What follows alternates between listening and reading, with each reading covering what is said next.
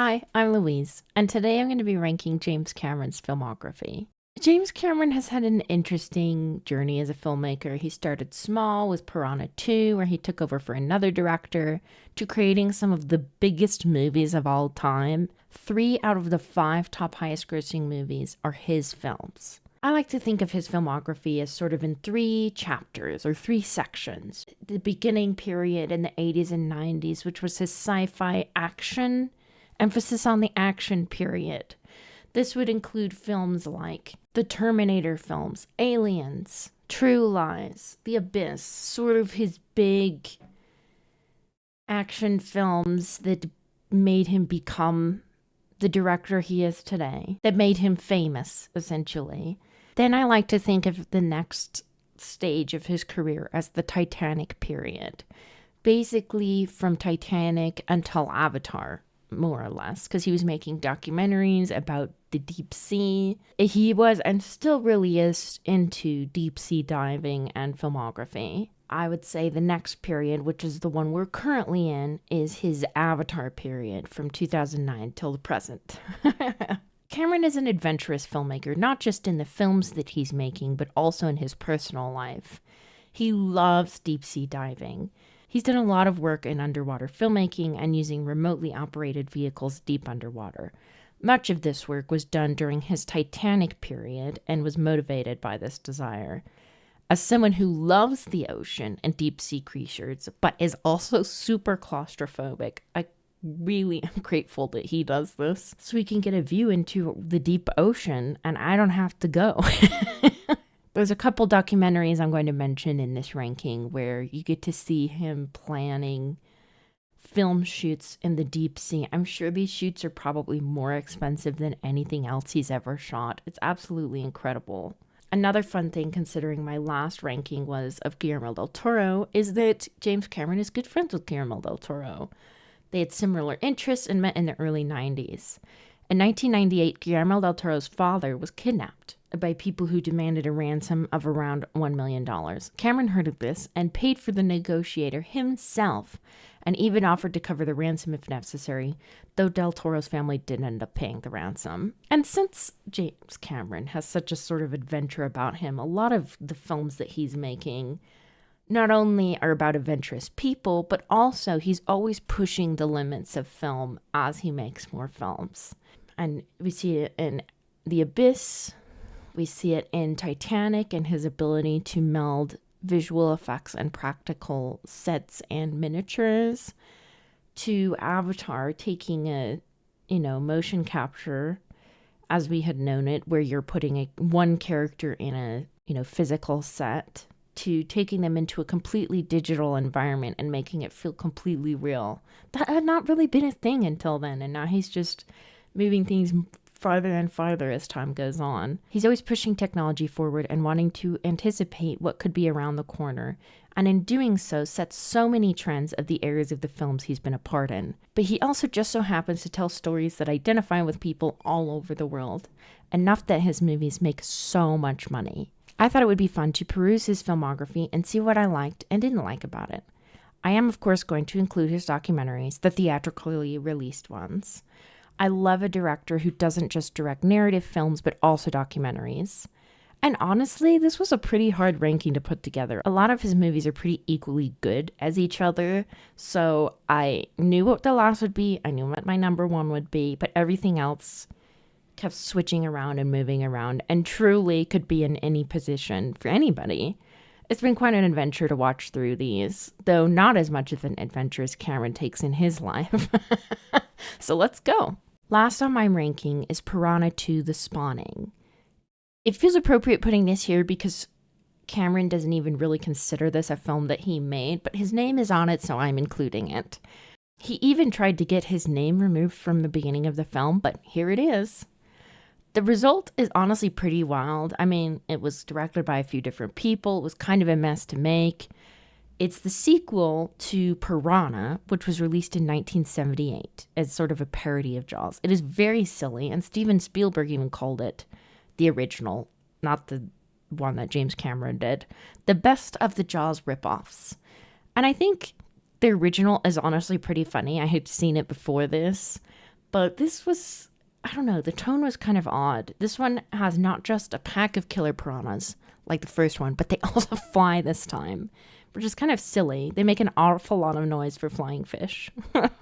It's also a pretty funny movie. I mean, it's trying to be funny, I think. I don't know if it's intentional. It's hard to say.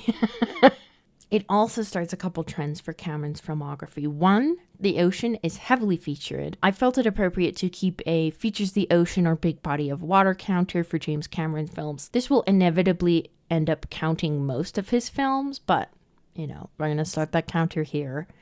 Also, the main couple in the film is dealing with a breakup or divorce. I can't remember quite where they are on that track. James Cameron has been married 5 times. At the point at which he was working on this film, he was still together with his first wife, but you'll notice a common theme of marriage troubles throughout his filmography. Next on my ranking is Aliens of the Deep. This is the first of the documentaries, and it was also co-directed by Stephen Quell, who was Cameron's second unit director on Titanic, and then after all on the film Avatar. I really like deep sea creatures, so it was really fun to see this stuff shot in a way I'd never seen before. I love getting to see scientists enjoy the deep sea. We know so little about the deep ocean, so it's really fun to learn more stuff. I feel like every time they go on a dive, they're learning about some new creature. Cameron does a really great job shooting it. I can only imagine how difficult it would be to capture footage like this. Like, it's already difficult to just get underwater, let alone capture it well.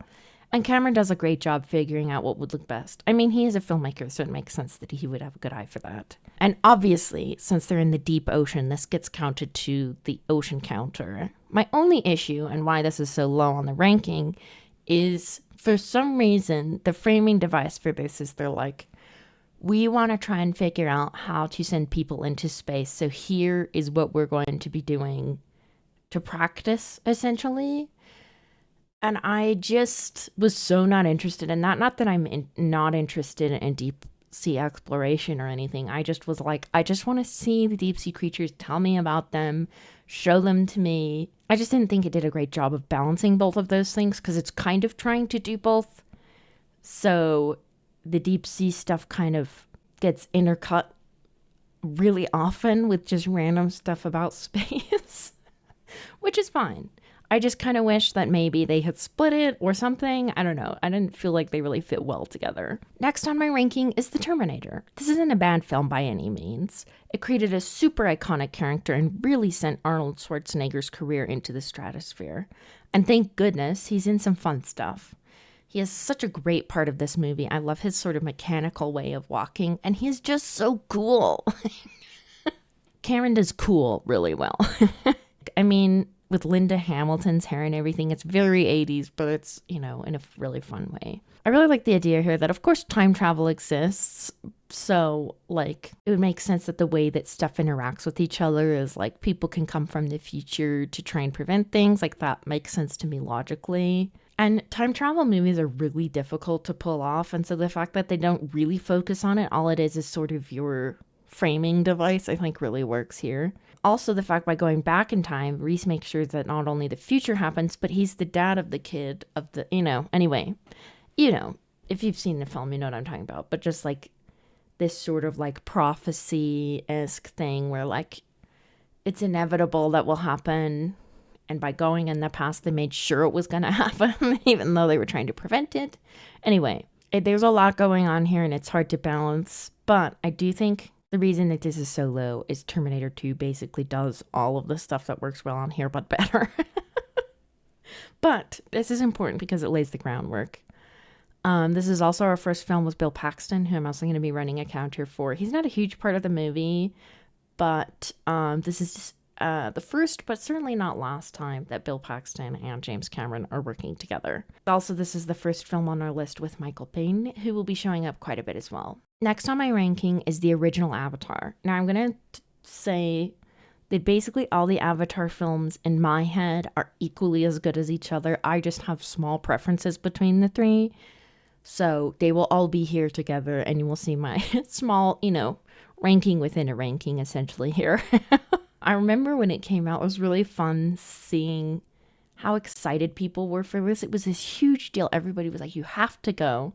And it's so funny that every time a new Avatar film comes out, people are like, they had no cultural impact. And I'm like, you guys have no idea how much Avatar shifted the way films have been made in the past 10 years. Like, it's just hard to state because it's hard to like pinpoint because it really was such a huge deal at the time to be like, it's like when you're a fish and you're in water, it's just everywhere.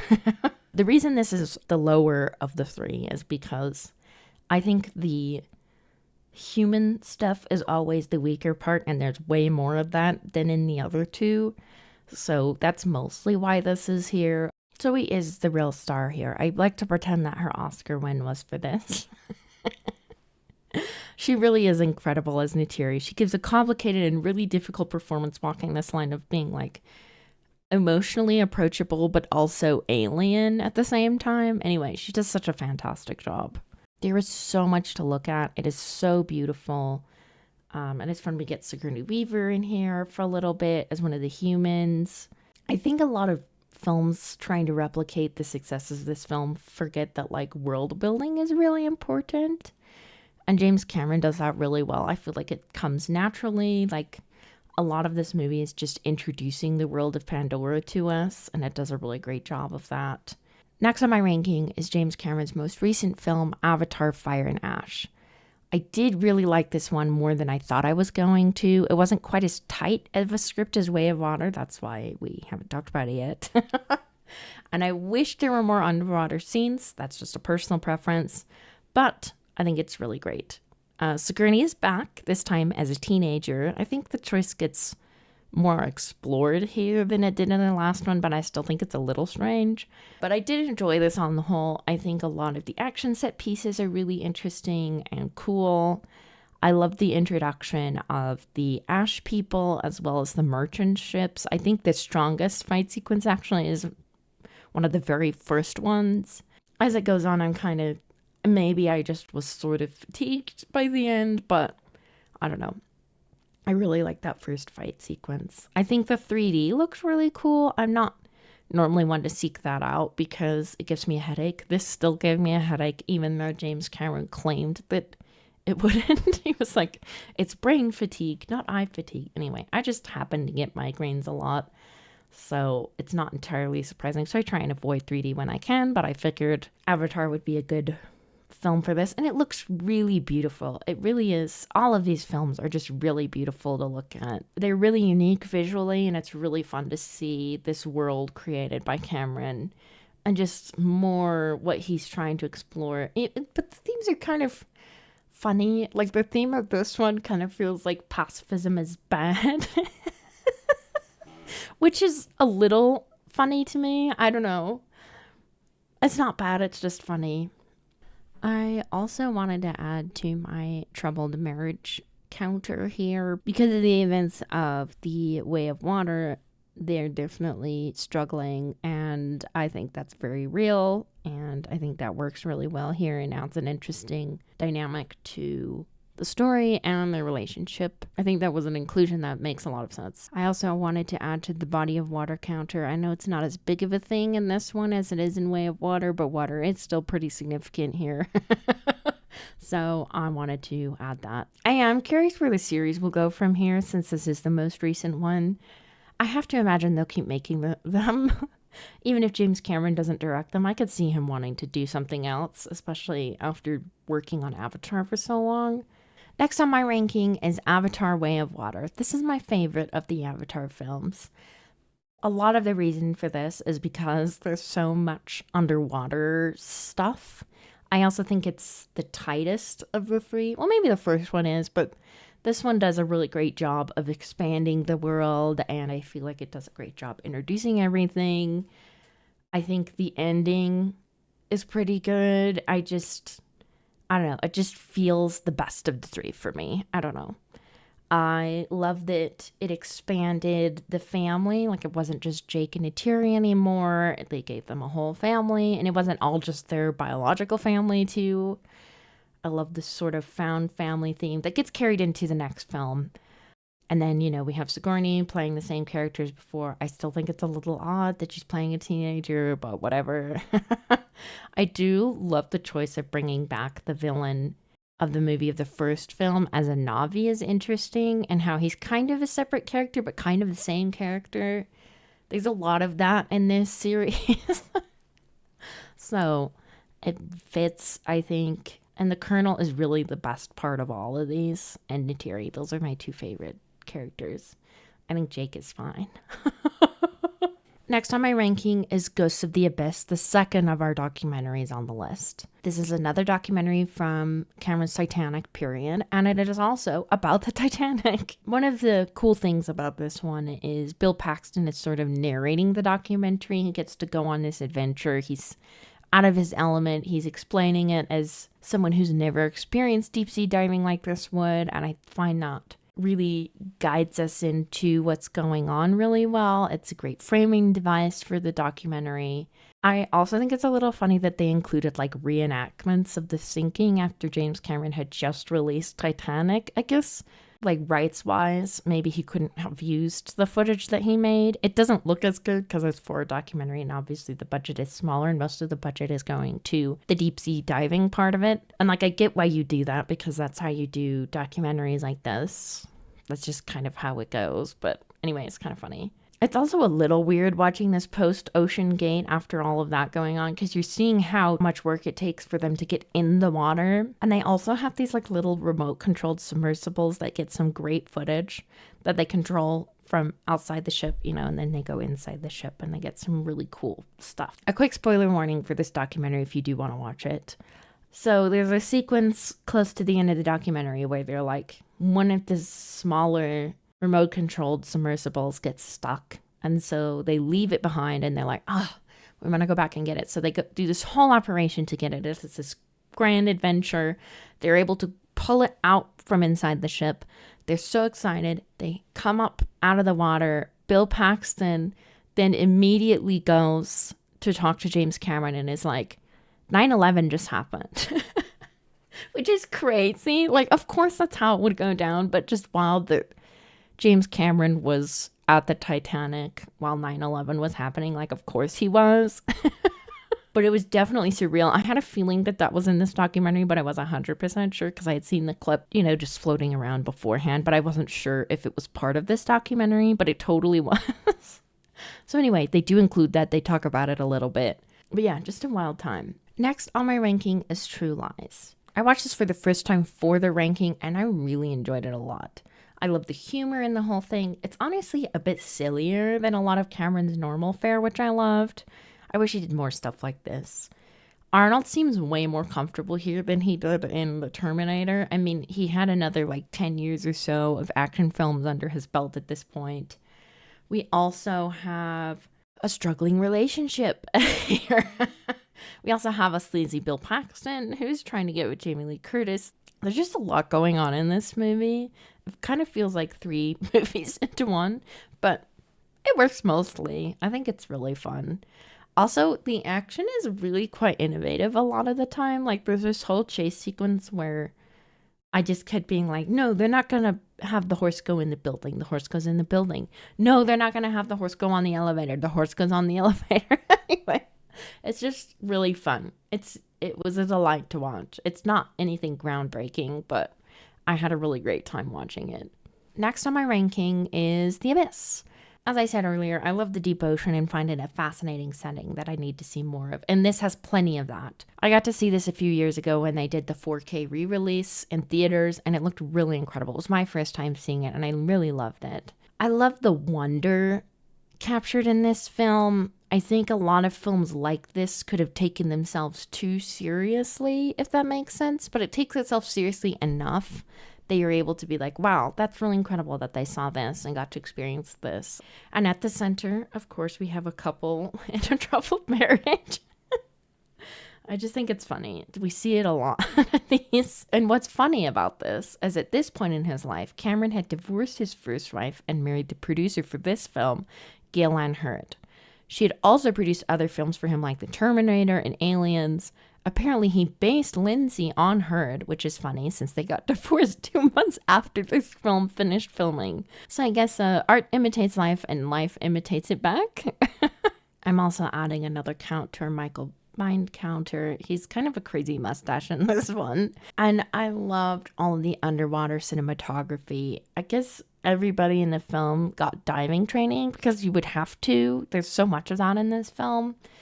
And film shoots can be hard enough on their own, but just adding in the element of filming so much underwater made things really difficult, of course. But I really did enjoy this quite a bit. I understand why Cameron hasn't really done another film like this because it was so much work, but I'm glad this exists. Next on my ranking is Terminator 2. This is easily one of the coolest movies ever made. Like, it's just hard to understate how cool this movie is. Not only do we have one Terminator, we have two. We have a whole scene where Schwarzenegger is like picking out his outfit and it's just the coolest thing you've ever seen. He also drives a motorcycle in this outfit. It's just, there's so much coolness to it, and that it could be the whole identity of the film, but it has this wonderful heart about like teaching the Terminator to be a human, his relationship to the boy. Like, there's just so much going on here that it could feel like too much, but it just works perfectly. This really is an incredible movie, and I think it's really cool that they were using VFX to sort of make the advanced Terminator seem way more powerful, I guess, which made it more interesting. And when I think of Terminator as someone who was born after both of these films released, I think of this one. Like, I had not seen either until I was an adult, but even just seeing, you know, the sunglasses on the motorcycle with the leather jacket, like, that's just iconic. And it really is just a fun action movie too. There's so many great sequences in this that are so memorable, and they're maybe not as bombastic as like True Lies or other films, but they're really iconic because they have the heart behind them too. You know, it's not just big and bombastic for its own sake, but it's just also has that level of emotional and not intensity. Like, you really care about these characters, so it means a lot more. Next on my ranking is Titanic. I feel a little weird putting this so high because this movie had been made fun of for basically my whole life. And this is another film I didn't watch until I was an adult. But I loved it. Like, the drama is so good. And, like, I can see why this film did so well at the Oscars when it did. And I was worried going into it, watching it for the first time. I was like, it's just going to be ridiculous because it gets made fun of all the time. But the reason it got made fun of all the time is because it was a huge deal when it came out. It was the first film to ever make $1 billion, which now seems like it just kind of happens all the time. I mean, it's more difficult than one would think, but like, it's way more common now, obviously. But that was a really big deal at the time. But like, in context, I was completely invested in the romance between Jack and Rose. Like, I just wanted them to be okay. I knew it was coming, but like, I was super invested in them. But I also loved all of the sequences that were like just showing you around the ship and the life around the ship, even as it was sinking, just seeing the like smaller stories that were happening while the bigger story, you know, that's the feature of the film, right, is happening. I really loved that. Also, so much of this movie, I kept going like, how did they do that? Like, this era of filmmaking of the late 90s to early 2000s, I think, was such a great mix of practical and VFX, because VFX weren't quite as good as they are now. And so they couldn't use them for everything, so they had to throw in some practical stuff. And it just looks so good. It holds up really well still. I highly recommend it if you've never seen it. Even if you have seen all the memes, it's worth watching at least once. It's a really incredible film. And then my number one film on my ranking is Aliens. And anyone who knows me won't be surprised by this. I love the Alien franchise. The top of my Ridley Scott ranking is Alien. But I do genuinely think this is a really great film. I think it balances the action and the drama really well. I think making a sequel to a film like Alien would be really difficult. And I think changing genres like this is A, really hard, but also B, the right move. Because if they had just tried to make another Alien film the same way, it just wouldn't have worked as well, because Alien's already so great. So like, adding more aliens, but also adding more of a cast that's more built for combat, if that makes sense, is also an interesting move, in making it more of an action film than a horror film. Sigourney Weaver is fantastic in this. I love getting to see her become more confident, and but she's also nervous because she's like, I've dealt with this before, I know what's coming. She also got a Best Actress nom for this role, which I think is really cool and would never happen now. But I'm really glad that it happened. Michael Biehn is back as Dwayne Dix. We also have another Cameron regular, Bill Paxton, here as Hudson, who I think is his funniest in this film. The entire cast, there's, this big ensemble cast, and they work really well together. It's really hard to balance that, but also have your lead have an emotional journey. And I think that's all really well balanced. And there's just some amazing sequences in here, like action sequences. There's some incredible stuff. And the ending is iconic for a reason. It's just got it like builds and builds and builds until we get to the very ending. And it's just wonderful. Like, it's just so much fun. I love this movie. It's one of my favorites. It's one I could watch like literally any time and have a great time. That's my James Cameron ranking. I had a really fun time making this. I think James Cameron's kind of a fun, adventurous filmmaker. And so it was fun seeing his films. They're not like as emotional as some other filmmakers can be, but they're really fun movies, and I really think you could put them in any order. I would love to look at your rankings of James Cameron's films, because I really think you could put any of these films in any order. This is just my personal preference, and I would totally be like, yeah, that makes sense. So I'd love to see your rankings, even if you haven't seen all of his films. I would love to hear what you think of his filmography and what you thought of the new Avatar. I'm really curious what people think of that. I really did have a difficult time putting this ranking together because they're all equally pretty good, and you could really put any in any spot. And thank you for watching. 2025's been kind of crazy, but it's been a highlight to make these videos and to interact with you all. So thank you for being a bright light in my kind of crazy 2025. I mean, it's been wild for everybody. So thank you all. Thank you for watching, and I appreciate you all. So thank you. Thank you again for watching.